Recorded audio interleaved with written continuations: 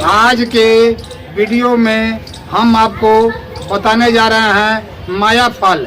माया फल एक पौधा है और हमारे ऋषियों मुनियों ने आयुर्वेद के प्राचीन ग्रंथ में इसका क्या वर्णन किए हैं, इसका गुण क्या बतलाए हैं और किस रोग में इसका प्रयोग किए हैं। तो संस्कृत में माया फल के नाम से जाना जाता है, यानी संस्कृत में माया फल के नाम से जाना जाता है, मयूक के नाम से जाना जाता है, मज्जा फल के नाम से जाना जाता है और हिंदी में माजू फल के नाम से जाना जाता है। इसका पौधा छोटा वृक्ष या गुल्म होता है। इसकी ऊंचाई 7 से लेकर 12 फीट तक ऊंचा होता है। इसके पत्ते यानी पत्ता आपको तीक्ष्ण दंतोर कर्कश होते हैं और इसका फल जो है छोटा होता है। इसकी नई शाखाएं में से एड, लौरिया, गैली, टिकटोरी नामक कीड़ा जो है भीतर घुसकर अंडा देता है और इसके चारों तरफ सौरस जो है एकत्रित होकर वह गांठ की तरह बन जाता है और गांठ के अंदर ही कीड़ा जो है अंडे के साथ रहता है।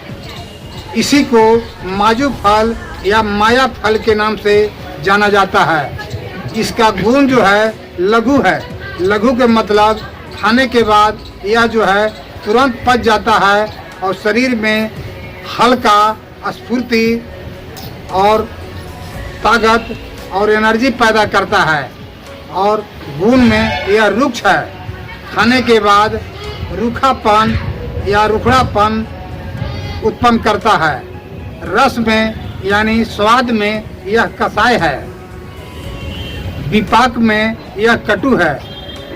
पचने के बाद यानी औषधि को खाने के बाद जब पच जाता है तो शरीर में अग्नियाँ को प्रदीप्त करता है, कटुता उत्पन्न करता है।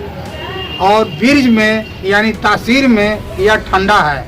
यह जो है कफ और पीत दोष का शमन करता है यानी समाप्त करता है। अगर शरीर के किसी भी अंग से अगर रक्त का स्राव हो रहा है तो इसके सेवन करने से रक्त को तुरंत बंद कर देता है। यह रक्त स्तंभन है, रक्त को यह रोक देता है। गला में या दंत रोग में इसका हम चूर्ण का क्वाथ बनाकर कूला या गलगला करने से गला रोग और दंत रोग जो है सदा के लिए समाप्त हो जाता है। अगर मसूड़ा में या दांत में किसी तरह का कोई रोग हो तो मंजन में इसको फेंट करके दांत पर या मसूड़े पर मालिश करने से ठीक हो जाता है। गूदा भ्रंश में इसका चूर्ण का हम छिड़कते हैं या लगाने से गूदा भ्रंश जो है सदा के लिए समाप्त हो जाता है। रक्तज बवासीर में इसका हम प्रयोग करते हैं और बहुत अच्छा लाभ मिलता है। रक्त बवासीर में रक्त को रोक देता है। बर्न में यानी घाव में इसका चूर्ण बनाकर उस पर छिड़कने से बर्न जो है सदा के लिए समाप्त हो जाता है। अगर शरीर से अधिक पसीना आ रहा है तो इसको चूर्ण बनाकर शरीर में लगाने से पसीना जो है कम जाता है यानी पसीना जो है समाप्त हो जाता है। अगर सिर का बाल या किसी भी अंग का बाल अगर सफ़ेद हो रहा है तो इसका लेप करने से बाल जो है काला हो जाता है। यह जो है मूत्र संग्रहणीय है, मूत्र को संग्रह करता है, मूत्र का निर्माण को कम करता है और मूत्र को रोकता है। इसीलिए प्रमेह रोग में इसका हम प्रयोग करते हैं, यानी डायबिटीज रोग में इसका प्रयोग करते हैं, कुमेह में इसका प्रयोग करते हैं, बहुत अच्छा लाभ मिलता है। काश रोग में हम इसका प्रयोग करते हैं। यह कफग्न है, कफ को ज़्यादा नहीं बनने देता है। अगर कफ बन गया है तो उसको बाहर निकाल कर फेंक देता है। काश रोग में भी इसका प्रयोग करते हैं। रक्तपीत में हम प्रयोग करते हैं। रक्तपीत के मतलब शरीर के किसी भी पार्ट से अगर ब्लड का स्राव हो रहा है, इसके सेवन करने से ब्लड को रोक देता है।